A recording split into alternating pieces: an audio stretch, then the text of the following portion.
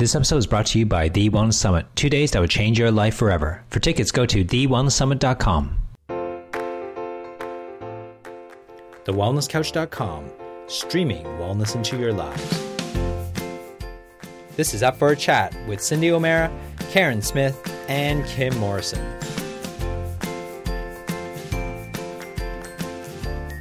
Here we are, up for a chat about the hottest topics that are important to you, inspiring you to awaken the change within. Oh no, it started. I'm Karen Smith. I'm Kim Morrison. And I'm Cindy O'Mara.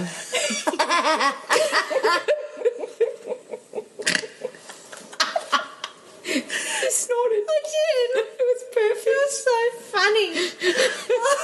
I was taking far too long to start with the introduction, and I just got the big royal wave to move my ass from Sydney. That was very funny. Okay, collect myself. Now, what are we doing today? Okay, so today, this is actually Kimmy's idea, which is just brilliant, was to talk about the different healing modalities that are out there and what our personal experiences with them have been. So, that kind of opens the doors to lots of different strategies, I guess, that are out there to support people in their well-being. Because I think one thing, when I think about this topic that comes to mind, is that we don't live in a society of healthcare. We live in a society of sick care. So we go to the doctors when we're sick. But since I've been going to the chiropractor, and this is just me personally, since I've been going to the chiropractor and I go weekly, since I've been doing that, I'm in a structure of healthcare now because it maintains my health. And when I get the flu or if I get sick, man, I'm down for maybe a day, maybe 3 days, maybe a week. But it's never more than that. Yeah. So, whereas before, when I used to get sick, I'd be sick for weeks or sometimes even months. So I think that these wonderful alternative healing modalities are really something worth exploring. I mean, I personally have tried the chiropractic, obviously. I've got kinesiology. I've got an amazing kinesiologist in Perugian Springs. Elizabeth Hughes. I'll just give you a plug, sweet Puri. Kinesiology, Chinese medicine, love acupuncture, love aromatherapy oils, all over them like a fat kid on a Smartie, and that's PHAT. What else is there? Physiotherapy? Iridology. Stop it. Osteopathy. Reflexology. That's bloody painful. Botanical therapy. Homeopathy. There's so many around. Ayurvedic. Ayurvedic, and then there's all the mind ones out there. There's meditations and Neurolinguistic programming, and then there's EFT, and then I know NET, and then I know in OMG, LOL, ROFL. True that. Sorry, That's all right. I had a thought. Feldenkrais? Yes. Yeah, exactly. Alexander technique. Yeah, and then Montessori had their way, even though it's a Steiner. Steiner had their type of healthcare. So true. There are so many out there. Did we say acupuncture? We did. Acupressure. Mm-hmm. Yeah, there's acupressure. Cranial osteopathy. Yeah. Osteopathy. Yeah. Myopathy. Yeah. Massage. And then there's all the techniques. Naturopathy. Oh, we didn't say that. No. And then there's all the techniques. Shiatsu. Sorry, I'm just looking at all the ones that I've used. And herbal medicine. Yeah, and herbs or supplementation and nutritionists or dietitians or functional medical doctors or integrative medical doctors. Oh my gosh. Oh, there's a lot. And then each one of them. Oh, there we go. Hypnosis. And then you know what? And then in every single one of those, Pilates. There is yoga. In every single one of those, there is different techniques. Think of how many yoga techniques there are, how many chiropractic techniques there are, how many physiotherapist techniques there are. Because I was talking to a physiotherapist the other day. We work Kim. And she was talking about all these techniques she's doing that I had no idea that's what they did. Yeah, Reiki. Energy work. Yep. Hawaiian massage. What's that? That's called- Lomi. Lomi. What's Lomi Lomi? Lomi's Hawaiian massage. Kahuna. Tantra. Hot stone. Tantra. Tart. That just came out all too quickly, didn't it? You know what? I'll keep the ball rolling here while those two laugh at each other. I think we're tired. And you know what? I get so funny when I'm tired. I'm the hilarious one. Oh no, here we go. What were you going to say? Laugh therapy. Laugh. There's actually a book about that, and it's called The Anatomy of an Illness by Norman Cousins, isn't it? Norman Cousins. And he laughed his way to health. He had some disease, I can't remember, and he watched all these comedies and laughed his way to health and wrote a book about it. And I think that's why I'm so damn healthy. I dare say that's why we have a ball on these podcasts. We're each other's weekly check-in health check. Yeah, I think so. I think so, because I will laugh. Do you know, I had a girlfriend say to me recently that she hasn't laughed. Oh. And she has no laughter in her life. And I said, oh, just come and stay with my friends. Oh, yeah. I laugh non-stop. If I'm with Ricky, it is hilarious. If I'm with you two, it's hilarious, especially with you, Karen. Oh, I know. Absolutely. I know. She does tell me privately that actually I'm the funny one. But she said, but I would never do it in public. Do that. Never do it in public. But you just did. I still... No, she doesn't. Do you know what? There are so many modalities out there, and every single one of them have helped people. And I have my favourites. So what are some of your favourites? All my favourites, chiropractic and nutrition. They are my two absolute favourites. Did we say massage? We did say massage. I said massage. And I said kahuna. Tart. And you said tantra. Tart. And then I said tart. So tell us. Yeah, so for people that are new to maybe up for a chat and they haven't listened to the previous 90 hours. Go back to the beginning. Yeah. And start again and then catch up and then we'll go on from there. Theta healing. And what is that? And that would be? I've never heard of it. She's gone. She's got a lift. What is theta healing? She's lost. Okay, so I'm going to ask you while she regains herself. So if you had to describe chiropractic, what is it? Well, most people think that chiropractic is a place to go for headaches and sore backs. She's getting her therapy right now. She has lost it completely. And because, you know what, it's like catching. But you see, laughter is like catching. But our poor audiences have no idea. Don't see what's going on in the background. Don't know what's happening. You can all imagine. We give faces, we pull fingers, we write notes, we do things. And when the other one loses it, you can just... It's brilliant because you actually look like the one's in control and that one's just completely lost the plot. And anyway... I said theta healing. She can't even talk. I said theta healing, which is kind of like another level of NLP. Theta healing? Theta or theta? Then the tart over here says, what's that with the lift? Oh, sorry, that just got me at the wrong time. That just really just... Oh, good. Right, let's put it together. Oh, let's just bring it back. So what I'd love to do on this podcast... We can talk about prayer. Prayer is a big one. On the wings of prayer? On the wings of prayer. What I'd love to do with this for our listeners is to... We're not experts in any... Or we may be experts in a couple of them, but what I'd love to do is give an overview quickly of what each one is, especially the ones we've experienced, and why we would recommend someone to go to them. So I think that's a good idea. It's probably what we've experienced. So it's probably the best one. So I'll start. So I never knew a medical doctor. I was, that was just something that my dad never took us to. We always did chiropractic. And even when I broke my collarbone, my dad put my collarbone back in. And when I broke my foot, my dad helped me with my foot. So I never remember going to a medical doctor. I only ever remember going to my dad. He looked after us. And chiropractic was always known for sore backs and sore necks and headaches. But chiropractic has a philosophy, and the philosophy is based on vitalism. And vitalism is that we have an innate intelligence, and as long as we give it the right resources, and those resources would be good food, sunlight, sleep, things like that, mind connections, and without interference, and that being, don't interfere with it in as far as using medications when you don't need to use them not in a life-threatening situation.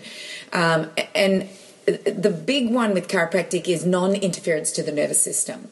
So it's about the alignment of the spine, because that's where most of our nervous system is. So it's about the alignment of the spine so that the nerves can run, which they do. They run to every part of the body so that the nerves can run freely. So one of the things that I always remember my dad saying to help people understand, if you have a plant and there's a hose to the plant and a tap, and let's say the hose gets kinked between the tap and the plant, and there's not enough supply of water to get to that plant, we know that plant will die or wither or not survive as well without that water. So my dad said is that when you have a vertebral subluxation where the nerve supply is not getting to the organ, whether it be an ovary, a heart, a liver, a lung, skin, eyes, wherever it might not be going to, if it's not getting enough nerve supply to that organ will wither and die. And it takes a long time for an organ to wither and die. And so he taught that, and then Mum taught nutrition. And I don't ever remember ever going to anybody else in my first 20 years of my life. Probably even past that. I don't think I went to a doctor until I got pregnant, and I was 29. And I remember going to a obstetrician and gynecologist. I was absolutely felt invaded because I felt like he didn't even tell me what he was going to do, and before I knew it, my legs were spread and he was up there and had that instrument, you know. So to me, I had no idea what was happening. Yeah, it's a speculum. Speculum, is it? That instrument. Well, yeah, that'd be pretty freaky. It was. It would be very freaky. For someone who had lived in a very natural world where... Sheltered, natural, you know, Bear Grylls world. Yes. So why would someone go to a chiropractor? Well, I would think that people would go to a chiropractor for preventative care to make sure that their spine is working. And if they are in crisis, that's when most people go to a chiropractor is in crisis care. That's when most people go anywhere when they're in crisis. They don't think to prevent. They're not doing those things. So I believe that you should go to a chiropractor from the day you're born. Like all my babies were adjusted the day they were born. I remember Brogan, who is my first son, and only son actually. I had 3 daughters. I have 3 daughters, yeah. But I remember when I couldn't settle him. I just couldn't settle him one night, and I was trying to feed him, and I was walking him, and he just wouldn't settle. And I woke Howard up, and I just thought, I can't settle him. And Howard just made sure that everything in his body was working, and it's not manipulation in any stretch of the imagination. It's adjusting. And Howard just checked that he was working. And as my husband is adjusting my son, he falls asleep. Oh, wow. He just falls asleep. And we have a beautiful night where he sleeps through the night. And what I'm learning here, correct me if I'm wrong, the best thing to do is to actually marry a chiropractor. Yes, definitely. I don't know how people survive. I don't know how people survive without chiropractic, because that's all I know. I know chiropractic and I know nutrition, and I have tried other modalities. I have actually tried different modalities. I've tried acupuncture. Did it work? Did it work? Oh, look, I took my son to an acupuncturist because he had a rash on his tummy. And although it seemed to help the rash, it didn't cure the rash. And so I decided to go mainstream, and I went to a dermatologist, and she looked at him, and he was wearing his school uniform, and she said, oh, he's got a nickel allergy. Just make sure that belt doesn't touch, that metal part of his belt doesn't touch his stomach anymore, and he'll be fine. So How did she know that? She just looked at what he was wearing. It was amazing. It's a nick. That's what she said. Soon as we tucked the shirt in. So in those days at the school Brogan was in, grades 1 to 3 had a shirt that they didn't have to tuck in. It actually laid over their belt. From 4 up, they had a shirt that they tucked in. So we just said, well, he's in grade 1, but we need a shirt that he can tuck in because of this allergy. As soon as we started to tuck it in and not put nickel on his skin, wow, that was it. That was cool that she knew. Yeah, she was like, and you know, and that that made me think, well, there are times when you need to go to these guys and go to specialists if you can't do it with other modalities. Yeah. And really, it wasn't another modality. She didn't give any creams or anything like that. Yeah. She just looked and went, oh, well, he's got a nickel rash. That's an important point, though, isn't it? When we are in crisis, or maybe we've forgotten preventative care, is to actually get information. Gather as much information and see what speaks your truth as to how to apply that information. So some people, probably maybe not our listeners, but some people will only believe that orthodox medicine is the only way to go. Going to a chemist, going to a doctor and going down. They may not even be aware that there's any other way of treating or supporting, not treating, sorry, Dr. Sarah Farron, acknowledging. But that's what they do. Yeah, but that's what they do. They treat. So they diagnose. Di mean two, agnosia meaning don't know. So two people who don't know is a diagnosis, and that's the root meaning of it. Treatment means treating the mind. So they do diagnose and they do treat, because when you look at the Mayo Clinic, has the best rate of getting the correct diagnosis, and they know this by autopsy, and their rate is 36%. So what hope has a GP got in getting your diagnosis right and your treatment right? And I think people have to realise that... it's amazing we don't all die quicker, sooner, and we actually survive all these. But am I right in hearing that medical misadventure is one of the greatest killers on this planet? In Western world. In the Western world. In America, I think it's number 2 or 3, maybe even 1, I can't remember, in medical mistakes. And those medical mistakes may be the wrong prescription of drug given, 2 prescriptions given that cause a problem, a procedure that's done. So, yes, medical mistakes are huge. And in Australia, I think it's 3 or 4. Just not quite sure. But it is about... I actually think that we have to become educated. If you have a health issue, you just can't go to someone blindly and go, well, I have this issue and I don't know what to do about it.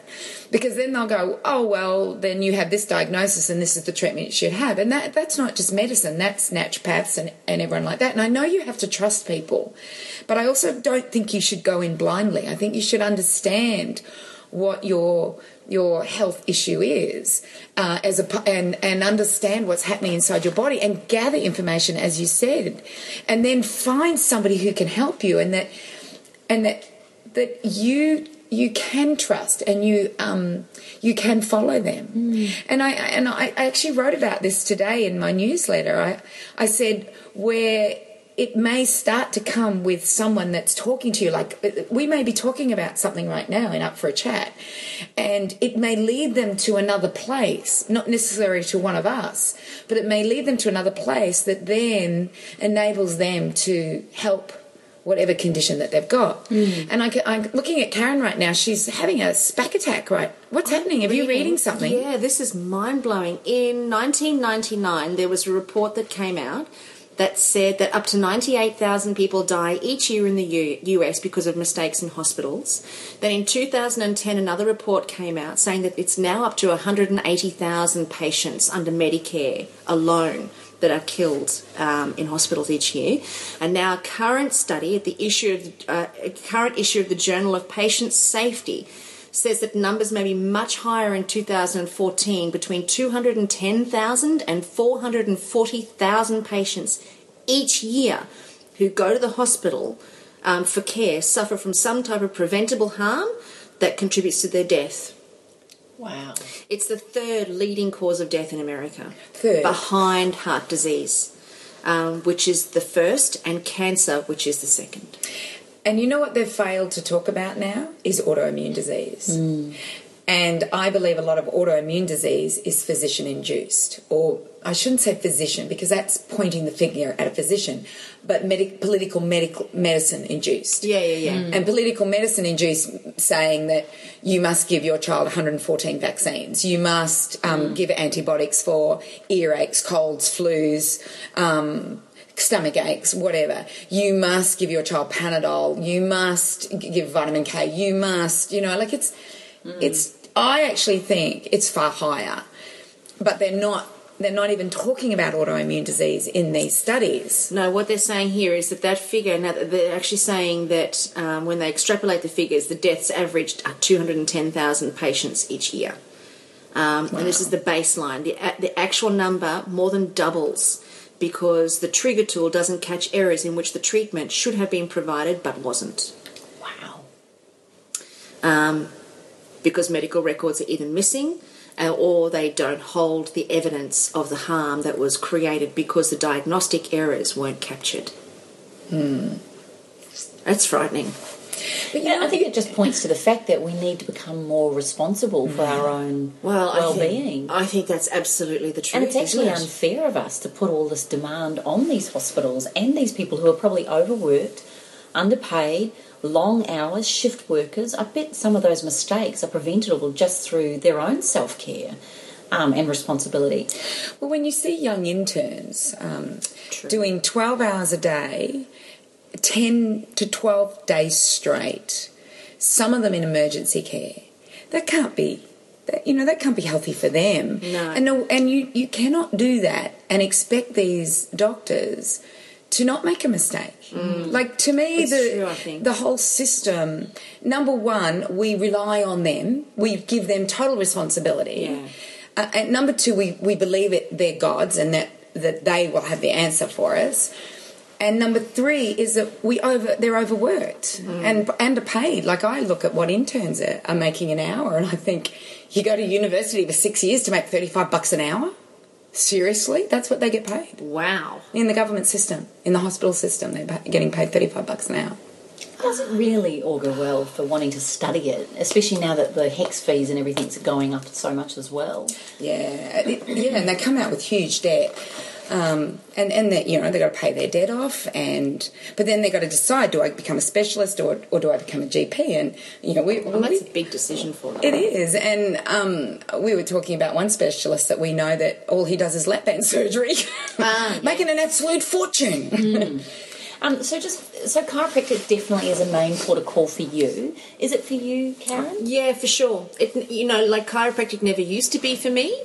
I probably spent more time and money on physiotherapy and acupuncture, only because I used to think that chiropractic was a bit rough. But then I found a really amazing chiropractor in Sydney, and she was awesome, but she was what's called a mixer. So she would do chiropractic and kinesiology, and she also did massage. So she would bring in other modalities as well. The chiropractor that I go to now does straight chiropractic, but she also does another neuro-emotional technique called NET, a neuro-emotional technique, which kind of gets to the root of stuff that I don't even know is there if I've got weaknesses in my body. So she'll muscle test, and if there's a weakness somewhere, she'll go to what the emotional cause is. So she's addressing everything with me holistically. So she addresses the structural issue as well as the mental and emotional issue that I think I'm fine. But obviously there's something, causing an issue with, either my hip or whatever. So now definitely chiropractic is my number one pit stop. But I still go to the kinesiologist because I love how kinesiology tests my body to give it answers that I can't communicate. So sometimes, because I'm particularly sensitive in my digestion, so if I find that I'm struggling with digestion, and I do go through phases like that from time to time, and that's when I really know that it's time for me to adjust my diet again. So I'll go to the kinesiologist and I'll just say, what am I trying to say? What am I trying to get out? Like, what's my body trying to communicate? Give me what you think it is and let me try it. And she's amazing. She's really, really brilliant at what she does. So I definitely still do that. And I have lots of confidence in the kinesiology modality.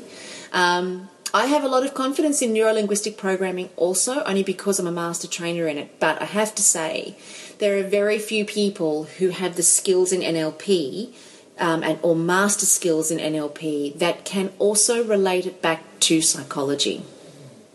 So I think that there's a lot of people out there who do NLP, but the depth of what they know around NLP is kind of lost because they don't understand the psychology or the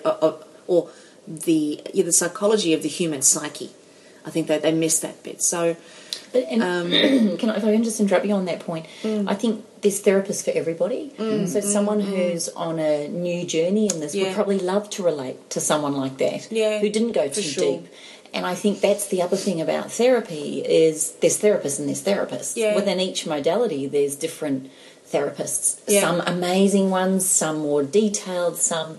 And I think on that level, my point in saying that is don't ever give up. Yeah. You know, someone may not work for you in chiropractic, but next person you meet's got an amazing chiropractor and they treat you completely differently. Absolutely. Or someone, if you have been told to go neuro-linguistic programming and you've got someone that is sitting there talking to you all about the psychology and all about, and you're just sitting there going, I just don't like my dad. Do you know what I mean? Like, sometimes you go, whoa, where did they go here? Yeah. And I think there's a place in a therapist for us all. I agree with you wholeheartedly. So, my darling, you've done acupuncture, have you? Yes, I've done acupuncture, Chinese herbal medicine, physiotherapy, kinesiology, chiropractic. How would you compare the Western medicine compared to the Eastern way of being? So if you've done acupuncture, acupressure, Chinese medicine, how does that compare to, say, a naturopath or another therapist? Do you know, from my experience, that's a bloody good question. From my experience, they are polar opposites. What an acupuncturist or a Chinese medicine person will say is wrong or needs to be addressed or needs to be looked at is the polar opposite to what a naturopath or a chiropractor will suggest. And I actually have to say that's a bit of a minefield. When I reflect back on that, when I've been for the Chinese medicine, they look at and also Ayurvedic, which again is a whole other methodology or modality.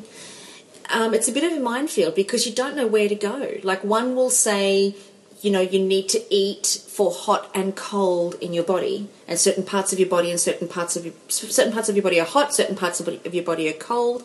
They'll give this concoction of herbs and roots and leaves and things that, these potions and things, and supplements that are designed to try and get the body back into balance. But then you go to a chiropractor and it's all about the nervous system. And you go to an osteopath and it's all about the blood system. Yeah. And you're right. It is a bit of a minefield when you're trying to figure out. But you know what it is they have different philosophies. But it's all, as Don Tolman says, it's all about the tubes. It's all about the tubes, which is the blood, the nervous system, bones, the structure. Everything's about tubes. Cells, they line up into tubes. Everything is about tubes. The gut. When you think about it, it's just about these tubes and making sure these tubes are working. And which philosophy you have, because when you think about it, osteopathy and chiropractic have different philosophies. But the blood and the nervous system all work together. They almost run. When I cut up cadavers, you see them running together. They're there together, the blood and the nervous system. So that's why osteo and chiropractic work so well together, and then they have different modalities on what they do, or different techniques. I remember a technique. Is this okay, Kim? We haven't asked you. I just was thinking about a technique that I did in chiropractic that was, to me, one of the most amazing techniques I'd ever experienced. So my dad is a Gonstead.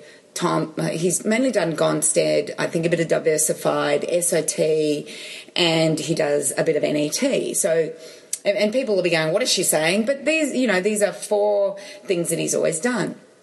So I was at a chiropractic conference, and there was a new technique that I'd never seen before, and it was called networking. I don't know if it's still called networking, but it was called networking. I remember. That was at the DG conference 3 years ago? Yeah, quite a few years ago, actually. It was the DG conference that it was at. And there were 6 tables out, so 6 chiropractic tables out, and everybody was doing networking on these tables. And I was watching these bodies move in these amazing places, Contorted. Jerks. Yeah. Contorted jerks, yet nobody was touching them. No. They were doing it to themselves. So the chiropractor would line them up and they would do some touching. And then you would watch these bodies move. And I said, I've been under chiropractic care all my life. Sure, my body's not going to do that. And did it? famous last words. So Dean Morby, I'll never forget the chiropractor. He was out of Bendigo. He said to me, "Come on, Cindy, let's have a go then." I went, "Okay."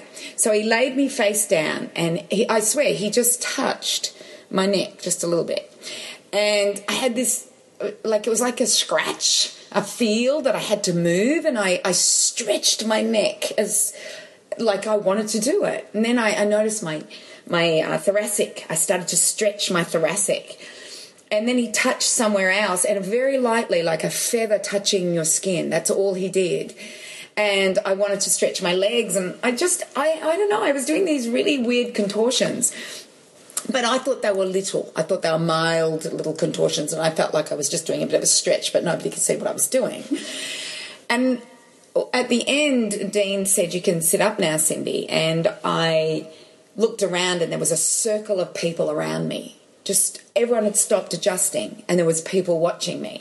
And apparently I had moved my body in such amazing positions and ways that I had stopped everybody, and everyone was watching. And then they realised that I was quite emotional. I got off the table and I cried for nearly 15 minutes after. Dean sat beside me, and everybody spread and left, and I cried for 15 minutes. And I kept saying to Dean, I don't know what's wrong. I don't know why I'm crying. I've got no idea. I've got no idea why I'm crying. And what networking is, and I probably aren't going to do it justice because I don't know enough about it, but what it is it's a release of energy. And it's allowing your body to adjust itself and release energy that's been stored in places. And that releasing of energy obviously was that, I just cried. And I have no idea. He said, "It doesn't matter what it is, Cindy, just let it go." And then I was exhausted for a couple of hours after it. And then I got unbelievable energy. So that, to me, was an adjustment that really was powerful. And whenever I get a chance to have a network with a chiropractor, I will do that. None of my family do networking, so I can't go to family members, but when I do find somebody who does networking, I love it. Okay, so this is what it says here. Network spinal analysis is an evidence-based approach to wellness and body awareness. Gentle, precise touch to the spine cues the brain to create new wellness-promoting strategies. 2 unique healing waves develop this work. They're associated with spontaneous release of spinal and life tensions. So you're right. And the use of existing tension as fuel for spinal reorganisation. Interesting. Yeah, it was very interesting, and chiropractic for me is lots of different modalities. You don't have to just go to one that does SOT or cranial work or whatever. Well, a lot of people probably wouldn't know. No. If they just would call in. They don't. And that's why I say keep trying. And they go to one, and they go, "Oh, he's a quack." Yeah. And I go, "Well, do you go to one doctor and call him a quack?" Yeah. No, you keep trying different doctors, just like you try different chiropractors or different acupuncturists or different nutritionists or different... And sometimes it is a journey. So, Kim, what about you? What have you done? Well, I've tried all of them. I'm what I would call a table tart, actually. And was there ever any doubt?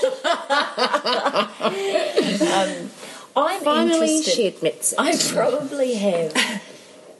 I have a deep respect for different modalities. Just knowing the study that someone has committed to doing that particular therapy or treatment plan. And what I love about all of them is, look, I don't use all of them all of the time. But for me, massage therapy was a really big one. Obviously, being a sports therapist and being an athlete, massage was massive for me. My first experience with a chiropractor was really awful, and I just decided that all chiropractors were quacks at that point because I was really hurt, and I, that was a bit of a worry. And I don't think I've heard of anyone being hurt the way I was back then. I haven't heard of anything like that for over 20 years. So I dare say that people have improved or that person no longer works. It was probably more to the point. And, it would have turned me off had I not met you. So I've been doing chiropractic now, since I've known you, 11 years. So, and I love it. In fact, my kids, Jacob had a really high temperature. He was vomiting. I was overseas. And the lady that was looking after him was a nurse and said, I'll take you to the doctor. She was really worried about him. And he said, no, I need Howie. And I thought it was really cool that he chose a chiropractor over going to a doctor. And beautiful Howie came and saw him. And, where she was worrying about him vomiting and having diarrhea, Howard had the approach of, that's good, it's getting it out, let's just keep his fluids up. So, I think sometimes we can get afraid of the illness or the problem instead of allowing it to express itself. Essential oils have been massive for me. Obviously, for 28 years I've been using aromatherapy, and I will use things like peppermint to cool the temperature, and I'll use ginger to help with tummy, and fennel and grapefruit to digestive complaints. And I love going to my oils for skin conditions and medical conditions. I've done acupuncture quite a lot, especially when I was a top athlete. Acupuncture, which is a therapy-based, Eastern philosophy works a lot on the meridians of the body, which they believe has what is called chi or ki. It's energy flowing throughout those meridians, and when there's a blockage is often where there's a problem. So then the practitioner will insert a needle into that meridian point that is believed to have the blockage, which then releases. When you take the needle out and or the pressure of the thumb off, it releases the pressure and allows the energy or the chi to run again. So I think that's quite a beautiful therapy. I remember having sinus problems once, and an acupuncturist putting needles under my nose and across my sinus points, and it was such agony. And he just said, it's okay, as he rubbed my head, and I'm going, I couldn't even talk to ask him to remove them because it was so painful. But the release afterwards was phenomenal. And when they come in and tweak the needles, that's just like... and then I've done Thai massage, shiatsu. I absolutely love shiatsu, which again is working with meridians and pressure points, but you're fully clothed and you're under like a sheet. And if you learn to let go of yourself in any of these therapies, I think they're magical. If you can surrender the gift of the body to just become and imagine that you're just a big lump of clay and they mould you, you get even more from it. With any treatment, to be honest. But I think for many of us, like reflexology, for instance, which I love as well. You're talking about the foot reflexology? Yes. Oh, no, I know. I love foot reflexology. That is stunning. I found that outrageously painful. It is. It can be if you've got a lot of blockages. If you've got a lot of problems, particularly in the digestive system, you will find many points on the feet are incredibly painful. I find it completely unbearable. I've gone a couple of times because I've had people say, you must do it, you must do it, you must do it. And I've heard that it releases the blockages and stuff, but it is that painful, I can't bear it. And in that situation, Karen, it might not be the right therapy for you. There might be another one that's better for you. That could be your body's ways of saying, actually, reflexology isn't for me. I don't think you should fight that. You might prefer a foot massage, which the therapist may not know much about the reflex points, but you're going to be touching 26,000 nerve endings every time you have your foot massaged. Or even wearing those sandals. Some people believe those things with all the bubbles on them. Or those things. Yeah, some people believe that's a great way to treat yourself from a reflexology point of view. But so you girls don't get the same, mind-numbing pain? At times, yeah. Not my whole foot, but they'll hit some points and I'll want to go through the roof. Absolutely go through the roof. And you can actually feel it. You can actually feel it's like a knot, or I reckon it feels like a stone they're hitting. I reckon they've got a stone and they're just pushing it into your foot. That's what it feels like to me. Yeah. But only on certain points, not my whole foot. Yeah, right. So I put up with that. Yeah, right. I put up with that stone for that until they get rid of the stone. Is that how you get it? Yes. Yeah. And I think... Do you do reflexology? I do. I practiced it. You've got your shoe on. I don't. Mine's gone. We both put our feet up to her. Taylor, actually, how about now? She's really interested in it, and we've got a little chart. We've got a reflexology chart that we'll always pull out at home when she's got a problem, or if any of them, because you can work the spine on the foot. It's very powerful. Or if she's got period pains. The gut is phenomenal, and when you look at the feet in front of you and you know that the liver's on the right foot, and I was taught to always finish working the liver because the liver is the major detoxifier of the body, so you must finish triggering the liver. And then if you apply oils to that and you actually use, like, she got so specific. She was an aromatherapist reflexologist that I trained under. That would be and she would use the oils on those points. So sometimes you could have 4 different oils actually triggered on the feet at different times, which I thought was amazing. And it's a type of diagnosis as well, reflexology. So they'll actually, by when they feel that stone, well, it feels like a stone to me, they'll actually say, oh, transverse colon or liver, or they'll actually say Have you had a bowel motion lately? Yeah. Is your period due at the moment? Yeah. They're quite amazing. Have you been getting headaches lately? And if they're an iridologist as well, then they look at you with this intense look on their face. Where do you find these people? Well, I used to do iridology. I did it for many years. She's leaning forward. She's leaning forward like that. You've got beautiful eyes. But I did iridology for 5 or 6 years. And then there's tongue analysis.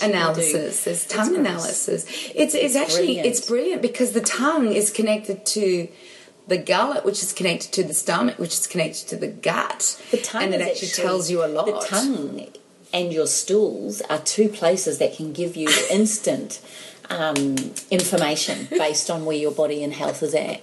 So Ayurvedic medicine is another one that I really love. Ayurvedic is beautiful. Ayurvedic It is beautiful. It's broken delicious. down, if I remember rightly. Kapha. Kapha, Vata, Pitta, Oh, yeah, and no, the no. doshas. Yeah, they're the doshas, but I mean the word Ayurvedic means, I think, means science, and Vedic means life or wisdom, the science of wisdom or the science of life.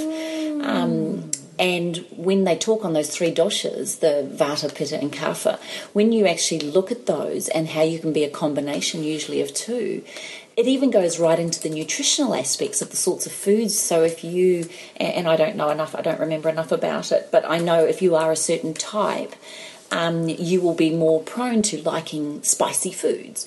And it's also based on the 4 elements, earth, air, fire, water. So I think I just love it because when I sit there with a therapist that has this knowledge, I'm learning something about myself. Now, I may not agree with everything, I may not do everything, but I think the exploration and realisation that there is more to any number 1 therapy. So they're some of my favourites. I studied in homeobotanical therapy, which is a cross between homeopathy and herbal therapy, and I got my diploma in that when I was in New Zealand because I was fascinated with what sparked that was flower essence therapy, so bark flowers. See, yeah, there's another one, and bark So flowers bark is flowers very and flower popular. remedies is, I mean, most people, if you might have heard of Rescue Remedy, that's a bark flower remedy, and it's a combination of flower essences by Dr. Bark. Just on that, when we run Awaken the Change Within in November this year in 2014, I've actually got a whole bunch of the Bach flower remedies. Oh. Yeah, that are especially for emotional eaters. So it's the Emotional Eaters Rescue Kit. And there's 3 beautiful Bach flower remedies in there. I think I've had them land the other day. Actually, I've got 15 kits. Wow. Yeah. I'm trying it out for myself This as is well. the support. It's beautiful. It's a support that we often need, and sometimes it can be bark flowers or it could be homeopathics, or because I think homeopathy is amazing. Well, and so let's talk about homeopathy. So homeopathy, from my understanding, is based on the vibrational energy of that source, and then you take it in different multiples of vibrational energy. So you can get a 30C or I think can you get higher than that? Can you get higher than 30 Cs? I can't remember. Forgive me, any of you homeopaths out there. All I know is it works. And for me, using homeopathy, so I was somebody who chose to vaccinate my children when they were young. They didn't get them at the times they were meant to get them, and they got them much later, and they didn't get all of them because the more I started learning about them, the more I realised I didn't want them to have them.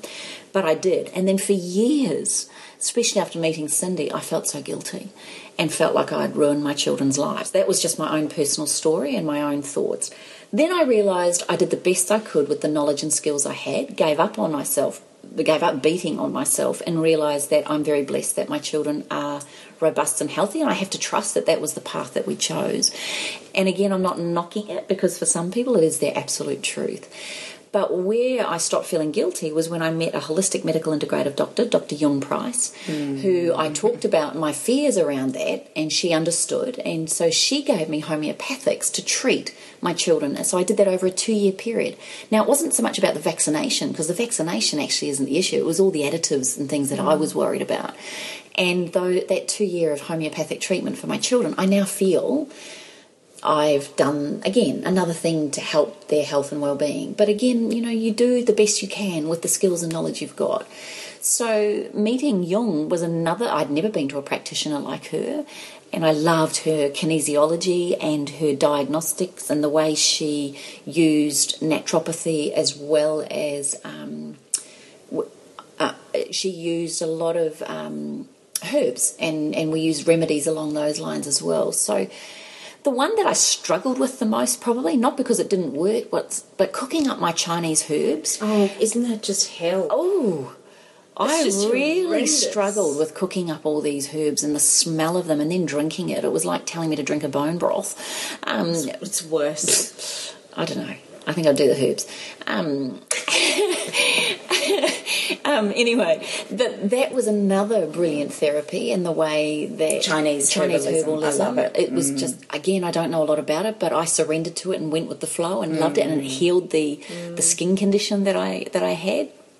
At the time, I went to a cranial osteopath with my children when Taylor had really serious digestive problems as a baby. She couldn't go number 2s very easily, and they kept telling me I must be giving her formula. She was fully breastfed. I was eating a really, really good diet, although at the time I was eating wheat. Was that causing the problem? I don't know, but I was a very clean eater. It wasn't like I was doing anything I wouldn't be probably eating today.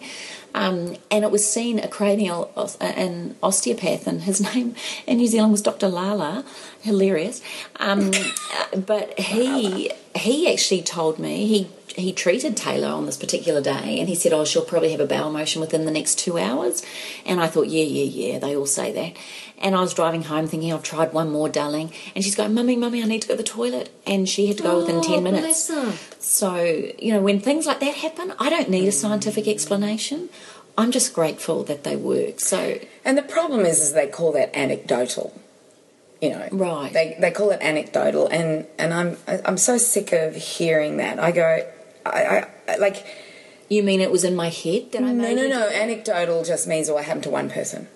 Oh, okay. Yeah, so it can't be considered a clinical trial or a scientifically researched. Ask these people that have studied in it, their research. And, I know that, but if you were to tell someone, they'll go, that's anecdotal. Oh, I see. Yeah, and that's what they do. They go, that's anecdotal. Or there's been no clinical trials, even though the doctor's been doing it for 12 years and had unbelievable results. It's like... Yeah, absolutely. They just don't want to go down that They just don't want to go, and it's so sad that...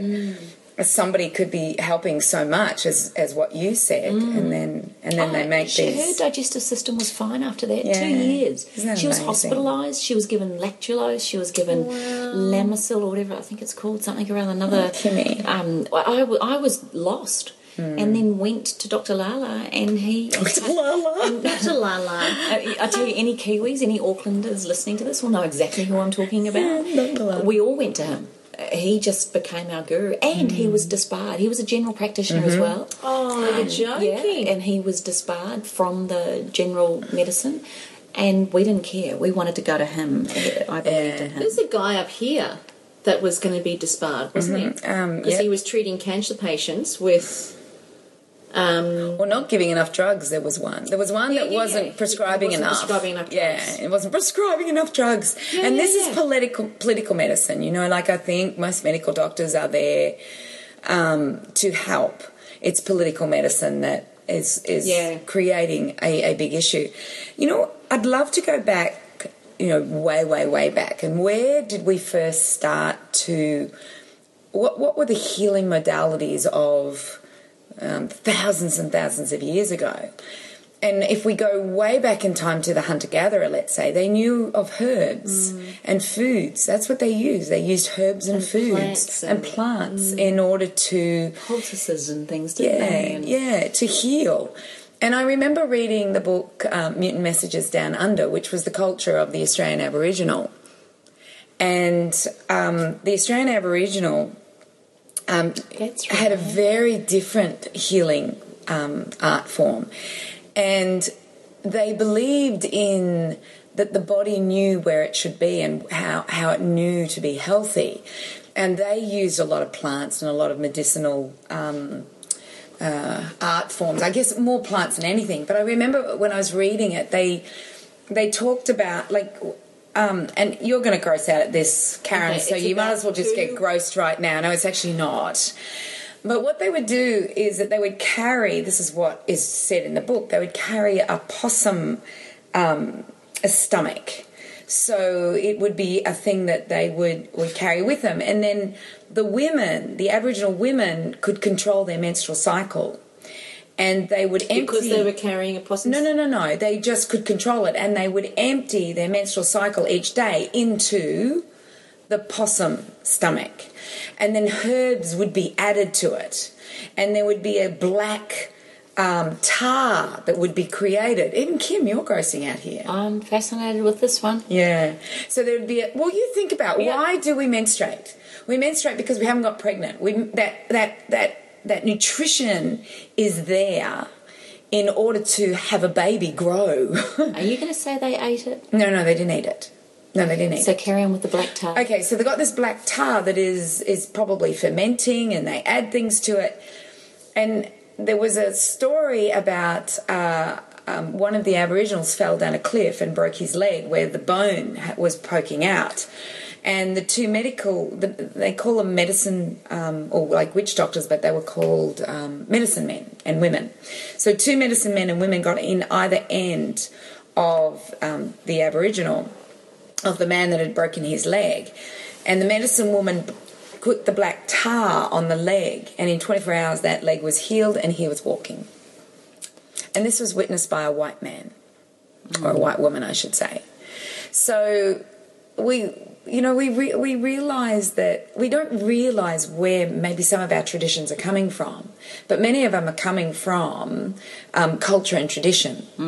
They are coming from there. And well, sorry to interrupt you, but aromatherapy has been around for 4,000 years. Exactly. The extraction of oils. Chinese medicine has been around for even longer. Yeah. So sorry, go back to the medicine man. Can you just tell that story about that beautiful man you met on the plane? And what happened to him with the medicine man? Yeah, I met this Aboriginal on the plane, and he was telling me that he was in a car accident and he had glass everywhere, in his eye and in his face and everywhere. And he was rushed to hospital, and his mother was there, and his mother said, "I don't want you to touch him until the medicine man has come." And the doctor was asked to leave. And the medicine man put his hands, and this is what the exact thing he told me, I read in the book, Mutant Messages Down Under, and the hands, the laying of hands, and they don't lay them directly on the skin, they lay them above the skin, and they move across the body, because they're telling the body that you know how you should be, let's get back to the way you should be. That's what it's all about. So this medicine man is healing the body, and he had actually broken his back, I think, and the doctor said he probably won't walk again. So the medicine man is doing the laying of hands or whatever he does, and then he gets to the face and he draws the hands in and he grasps his hands. And at that stage, the doctor comes back in and says, we've got to get him into surgery. He's not well. Now, Nathane was actually unconscious, and when the doctor walked back in again, he was conscious, and the medicine man just said to the doctor, "Put your hands out." And the medicine man took his hands and opened them, and all the glass that was in the body of Nathane was emptied out and put into the hands of the surgeon. And Nathane walked out of that place as though nothing had happened. So here was a man who told me what had happened to him. A medical doctor had witnessed it. I had read about it. He told me the same thing without me ever telling him the story that I had read. So I think that we put limitations on what our body is capable of. Like Anita Mojani, how did she walk out of hospital after being told that she had 24 hours to live? How does she walk out of hospital 5 weeks later free of cancer? So I believe that we have a reality and a belief about what our body is capable of, but I don't think we really understand what our body's capable of. You know, I think the last couple of weeks, while I've been going through down my rabbit hole of this whole new awareness and consciousness stuff, I've been revisiting a lot of what happened when I was in Bali. And it's the same sort of thing, like I had that 6-hour window where they said that I had, at 7 a.m. in the morning, they said I had 6 hours to live. And I didn't fly home until 10:30 that night. So at 7 a.m., they told me that I had 6 hours. So technically by 1, should have been gone. I should have been gone. And I flew home at 10:30, and I got home. I flew at 10:30, and it was still a 6-hour flight. So I still managed to survive that, and then the ambulance ride, and then getting into the hospital. So I think that the body does have a whole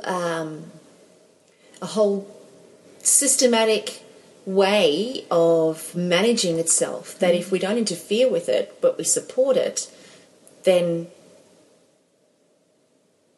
it knows what to do. It knows what to do. It knows what to do. It's like what you always say, what blinks our eyes, beats our heart, blooms a rose and bakes a baby. Yeah, we don't know how that happens. It just does it. And you look at people like Eben Alexander, who had a virus that they said that his cortex was absolutely gone, and he would never ever be able to think, or he'll be a vegetable when he wakes up, and he was perfect when he woke up. And did you hear Michael Schumacher? They've just put him has woken, hasn't he? No, he hasn't woke. They've brought him out of the coma, and they had a medical practitioner on today who said, look, please don't get excited about this. The man has been in a coma for 6 months. Yeah. Just to start functioning again, it's massive. Like he said, look, I don't mean to be the bearer of bad news, but from a publicity point of view, it sounds amazing. And look, it is. He said it is positive. Yeah. He said, but that man has got a massive journey. He goes, often we're put into an induced coma for between 3, it can be 3 days, could be maybe a week, but this man's been in an induced coma for 6 months. And he said you cannot underestimate his functionality and what his body is or isn't capable of doing. Wow, but that's when the greatest miracles occur. And especially a man like him. True. He has done some I think what he was trying to say is, please don't expect Michael Schumacher to be Michael Schumacher in the way we know him. Allow him the time, and he did even admit it could be quite miraculous. But he was trying to be pragmatic with it too, knowing from it. And that's what I'd love to say about you both, that you both have such an amazing scientific mind. Like, you're very analytical and very logical, sequential, and you're very thoughtful about all of the research you both do in different areas and in your areas of expertise.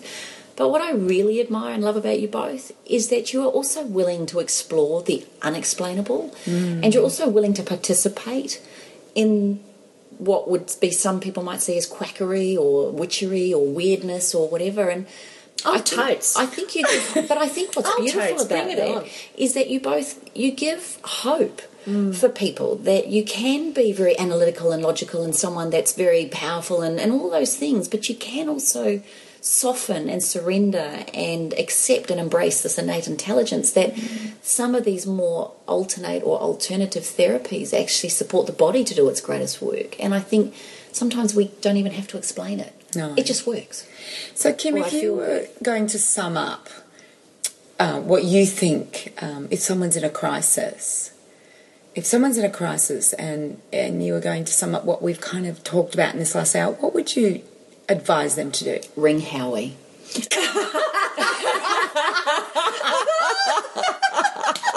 Sorry. Oh, Howie, get ready. What would you what would you do? Well, Ring Howie. Sorry, I was trying to think deep, and that's all that came up. Because when I'm in a crisis situation, there is no thoughtfulness. Just ring Howie. Just ring Howie. Do you know what I would say? Before you get to crisis mode, what is your plan? I think such a good point. What is the things that you would do if there was a crisis? If my son had just been hit by a car, who would the first person you ring? Now, in that situation, ambulance probably, without a doubt. Straight away. But let's say Straight he's to now the emergency. in hospital, and now we're looking at his rehabilitation. Who would I be calling on now? And I think between you and your partner or your family or you yourself, if it's just you, I would actually write down a health plan for crisis situations. In fact, it's making me want to do it again. Danny and I did this originally when we first met. More so when we had our baby. No, we first talked about it when he was injured as a cricketer, because Danny passes out. He has a condition called vasovagal, so he gives himself a general anaesthetic because he can't quite cope with the pain or the blood. So I didn't know that. And I thought he was having convulsions and had epilepsy and all sorts of things, but that was his body's way of shutting down. So it was in that moment I needed to know what the heck I was dealing with. and it made us create a plan around... We also started talking about what we'd do if either of us died. Would we want to be buried? Would we want to be cremated? Would we want our ashes spread? And I said to him, do not put mine at sea. I couldn't bear the thought of floating out there on my own. Whereas he would love nothing more than to have some of his ashes spent at sea. Don't put mine there. And make sure you burn me, because I don't want worms eating me. So we just had this whole conversation around it, and it's a really good idea. And we both had a conversation around organ donating, and what we would do if one of us became ill. All of that, life insurance. We started talking about, and what we would do, because Danny travels to very dangerous places, So how were we going to address it? Now, we hadn't thought about all of this except because of the work that he did. So for me, first and foremost, maybe would be to get a plan of attack. When it comes to me now, I mean, you, Cindy, you and Howie, I feel very blessed that you're in my life, because I trust you both with all my heart, and I feel like you're not only my therapist, but you are my best friends, and I know you'd have my best interests at heart, and I trust you. So if you haven't got a Cindy or a Howie in your life, then find one. May not be your best friend, but find a therapist or a doctor or an integrative medical specialist as someone that you believe is the right one for you, and do it while you're well. Do it when you've got the right mind, so that you and your family knows what to do best. So, and prevent is what you're saying. Totally is rather than waiting for the crisis, listen to the whispers of the body. And do the work when you're well, like you say. Do the work when you're well, so then it prevents the illness rather than being in crisis in the first place. Yeah. No, I think make a plan, number one. Number two, have key people that can help you, whether in a crisis or be it a chiropractor, whatever it is, and whatever you trust, then you go there. If you are in a crisis, though, I actually believe that we should do functional medical doctors. If you're in a real crisis, start with a functional medical doctor. Maybe even start with a chiropractor, because they may be able to lead you to a functional medical doctor, because often they'll have leads and they'll work hand in hand together, because a lot of them do. It does come back to your values and philosophies, though, doesn't it? Because, if someone said to you, Cindy, or maybe you're in an audience and someone heard it, and someone's advice was, go and see a good nutritionist. Yeah. But the way you talk nutrition and the way someone else talks nutrition is very different. And that would be the greatest thing I've learned, is that not all are one and one are all different. No, you're right. And one the size same doesn't fit all. It doesn't. And the same in the functional. The same in the functional medical realm. Some seem to be more allopathic and others seems to be more alternate. We talked about that when we did our interview with Sarah Farrant. So if anybody wants to really understand that, they need to go back to that interview that we did with Dr. Sarah Farrant. Look, I actually think people need to become informed. They need to become educated. They need to trust people, and you're right, Kim. They need to have a plan before this happens in order to know. Don't abdicate responsibility to a doctor. And I think we're all too eager, well, not all too eager, but we're all too quick to do that, especially when we look at those statistics that we first spoke about. Like, you're nuts to do that, because you're putting your life at risk.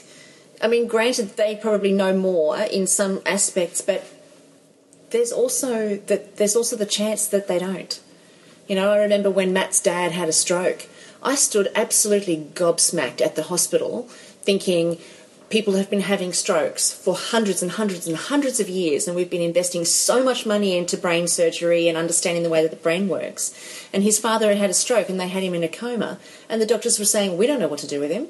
We don't know what to do. So they cut a hole in the side of his head to release some of the pressure. Eventually he passed away, but the doctors were at a loss, with no idea, no clue as to what to do, and I was infuriated. And that was the first time that I saw that our medical system, and I mean no disrespect at all, because I'm just relating to this one particular incident, But I saw there and then I thought to myself, you know what? We can know everything, but we still don't know we don't know a damn thing. So when it there comes is to incompetence. And when it comes to life and death, there's factors at play that nobody can control and that nobody can predict. So, you know, I think that's a really important point to end the podcast on, is just don't abdicate responsibility. Don't be frightened of it, but start working while you're feeling well. Like you say, get all your strategies in place, work on it while you're well, so that then when something does happen, or if something should happen to you or somebody that you love, you've got your strategy nailed, you know exactly where you're going, and there's no need to think, because when emotion is high, intelligence is low. And it's most likely that when we're in crisis, we can't think clearly, so we take the first available option, and that's where that, you know, abdication of responsibility starts to find its way. So, hopefully this podcast has been informative.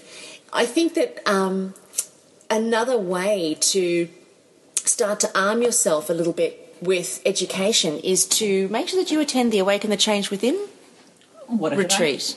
What a coincidence. What a coinkydink that we would actually raise that at this point in time. Just came to me, just then. But I think it's actually, you know, in all fairness and seriousness, I think that there's real value in being able to surround yourself with people who are of a like mind, or people who will be thought-provoking for you.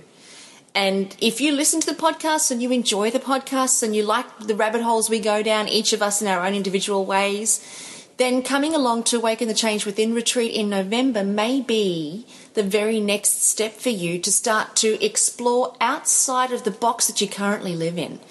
Because we only know what we know, and we don't know what we don't know. So coming along to an event like Awaken the Change Within, it's an intensive 3-day program. It's going to be right here on the Sunshine Coast. There are VIP tickets. There's still a few of them available, and we've also got standard seating available. But it's an event where the three of us come together to share each of our individual expertise, and then we also spend time collectively moving the hearts and the minds of our audience in an entirely new direction. And ultimately, it's your wake-up call. And that's why we call it Awaken the Change Within, because we three believe that it's time, and perhaps it's your time. So go to the website to check it out. It's allthews.awakenthe.changewithin.com, and book your seat now, because the seating is limited. We only have a small venue, so we can't cater for hundreds of people, but we can cater for you. So go to the website, allthews.awakenthe.changewithin.com, and book your seat. Otherwise, go to our Facebook page and give us your feedback on today's podcast at allthews.facebook.com/up for a chat, and you know the drill. You can also post at allthews.thewellnesscouch.com/up for a chat. And when you go to iTunes, give us a 5-star rating. We really, really want to hit number 1 here in Australia. So help us get there, and tell everybody that you know about Up for a Chat. Get them to like us on Facebook. Get them to follow us on iTunes. Really get the word out there, because the more people we can change, the bigger difference we can make. And you're part of the ride. So join us here next week on Up for a Chat and become part of the ripple effect that's changing the world. We're going to see you there. Hi, Brett Hill from the Wellness Guys and That Paleo Show here. We had some incredible feedback last year that being at the Wellness Summit with a group of like-minded people made it just that much better. So this year, we've created a special group rate for 10 or more people to attend the Wellness Summit. For spreading the wellness message, you can come to the summit for just $197. That's a saving of $100. And all you need to do is get you and 9 other friends along to Crown Melbourne on Saturday, August 16 and 17 for this once-in-a-lifetime event. To book your group tickets and have the best time ever with your friends, go to www.thewellnesssummit.com. This has been a production of thewellnesscouch.com. Check us out on Facebook and join in the conversation on facebook.com/thewellnesscouch. Subscribe to each show on iTunes and check us out on Twitter. The Wellness Couch, streaming wellness into your lives. Whilst the Wellness Couch presenter endeavor to provide accurate and helpful information to their listeners, these podcasts cannot take into account individual circumstances and are not intended to be a substitute for health and medical advice from a qualified health professional. You should always seek the advice of a qualified health professional before acting on any of the information provided by any of the Wellness Couch podcasts.